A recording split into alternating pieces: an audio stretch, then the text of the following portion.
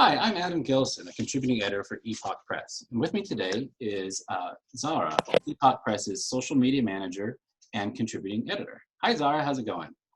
Hi, it's going well. How are you? I'm good, thank you. Thanks for joining us today. Thank you for Um, having me. could you tell us a little bit about yourself, your background, and so on? Sure.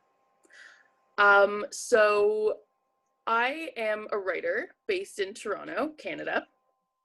I say writer, but really, I am just a creative person all around. I'm a visual artist as well. I am a creative writer, but also a copywriter by trade. So that is my day job. I'm also a dancer. I just love anything that is creative related. So yeah, I'm just a writer and artist living in Toronto, and just a bit of educational background. I did an English lit degree in university. I went to the University of Toronto. I graduated a few years ago, and since then, yeah, I've just been working as an editor, as a copywriter, and really just getting my career started with that. So yeah, that's me. That's awesome. So is that what you do for a living, is a social media manager? Is that one of the main things you're doing right now? So yes, that is one of the main things I'm doing in my current job. So I am a copywriter, but I also do social media management. So just how do I describe this?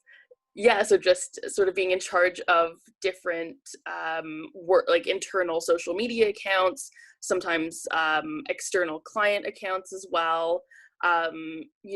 Doing follower growth, engaging with other accounts, really just working on growing the brand or brands, Mhm. and yeah, so that's been some really great experience, and so I'm trying to apply that to Epoch Press as well now. Awesome. That actually leads into my next question. What drew you to Epoch Press, and what capacity do you serve? Yeah, so I actually heard about Epoch Press through my cousin Scheherazade, who is the managing editor. I believe that's her title. And she told me that this is a very cool opportunity to get involved in a creative project that she really believed in, and her and I are very close. So I took her word for it. I've actually met Kara as well. And yeah, I really just wanted to apply some of the skills that I've been learning as a social media coordinator in my day job to this amazing project, and I really want to see it grow. And I'm really excited for that. So it is simultaneously giving me more experience in the social media realm, but I'm also part of something very cool, and yeah, I'm super excited to see what comes out of it, and it's been a pleasure so far. That's awesome. So, what kind of intersection do you see right now between social media realms, things like Kickstarter, and Hmm. independent publications? Like, there seems to be this is a great time in the world for for independent presses to become more readily available through these kind of crowdsourcing. What are your thoughts on that? Absolutely.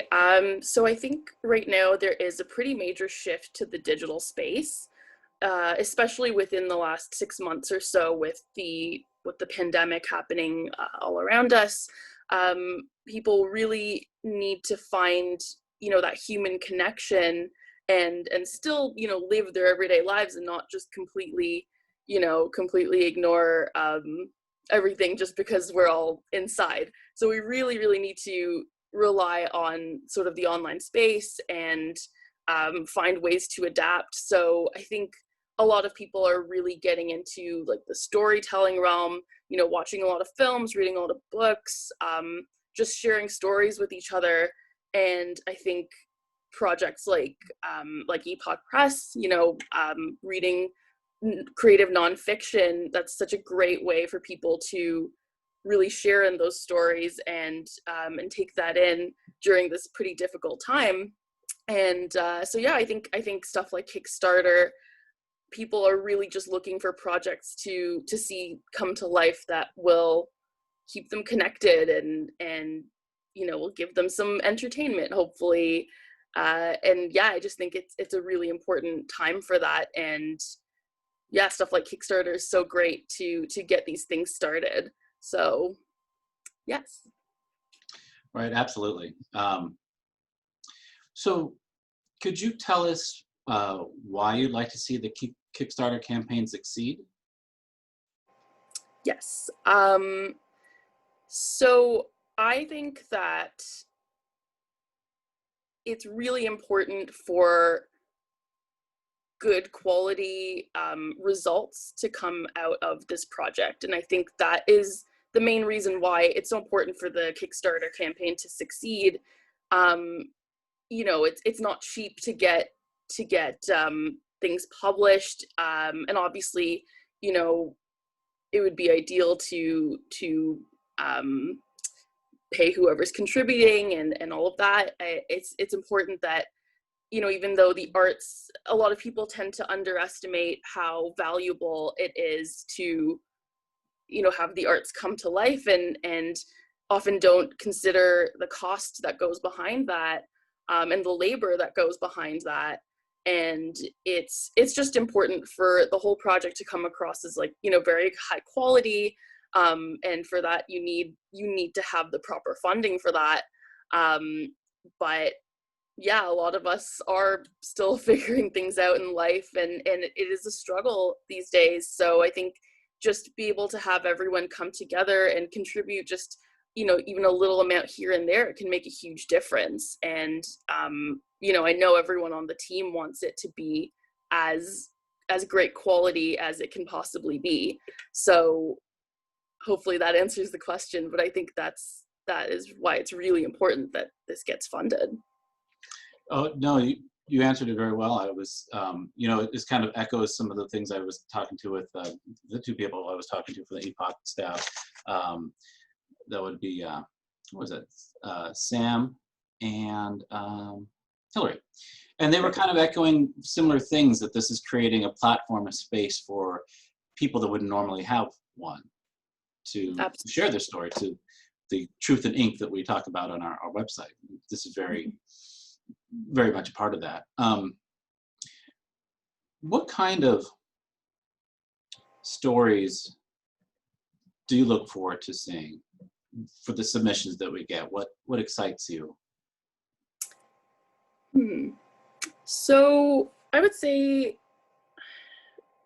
the great thing about nonfiction specifically is that everyone has their individual experiences, and that can really mean anything. It can be anything from an adventure someone has had, to, you know, the mental, you know, to mental illness that they struggle with, or anything really. And I just, when I'm reading nonfiction stories, you know, I'm obviously looking for good quality writing, but also just looking for something that resonates with me. And maybe that's a very vague way of stating that, but something that feels like it has some sort of purpose to it. So it doesn't necessarily have to be a lesson that you learn, but I think it's just important to touch on the emotions that we feel and what connects us as humans, even if everyone is having a very individual experience. And I think it's just a beautiful way for everyone to feel sort of some connection, or to empathize with, and like you mentioned, for people to share their own stories on a platform that, you know, maybe they wouldn't have had the opportunity to do anywhere else. So it really allows for people to dig deep into, you know, certain insights or certain experiences, and to share that with the world is both courageous and just an amazing thing. Absolutely, very well said. Last question. If you were a cloud and a 5-year-old were to see you up in the sky, what would you want them to see? What shape? Ooh, that is a very interesting question. So what shape I would want them to see, right? Like what, hmm. Yeah.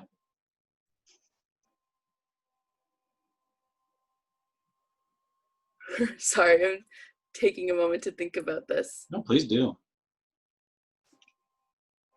Hmm.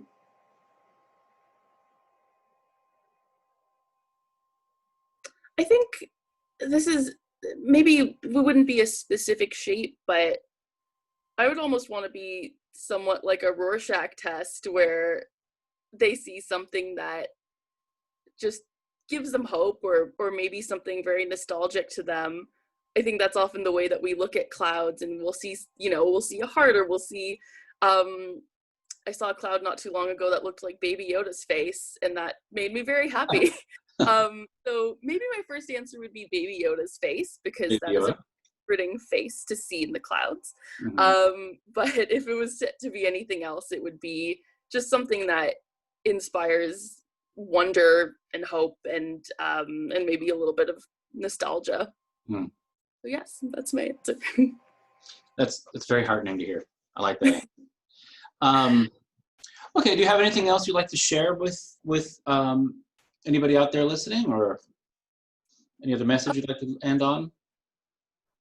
I would just say that it's a very difficult time for everyone right now, and I think it's just very important that we all recognize that within each other, and try to support each other as much as possible, even if we're all strangers on the internet.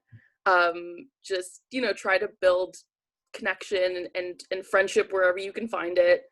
And yeah, I think that's part of the reason I love this Epoch Press project so much, and I'm so excited to see where it takes everyone. So yeah, that's all I have to say. Awesome. Yeah, no, I agree. This whole project has been, I don't know, it's one of those things. What's the word? Not oh, synchronicity? No, maybe, I don't know. That could work. Yeah, I can see that. That works. Yeah, not kismet. It's one of those things where like everything goes whoosh. Anyways. Yes, I know what you're trying to say. Yeah.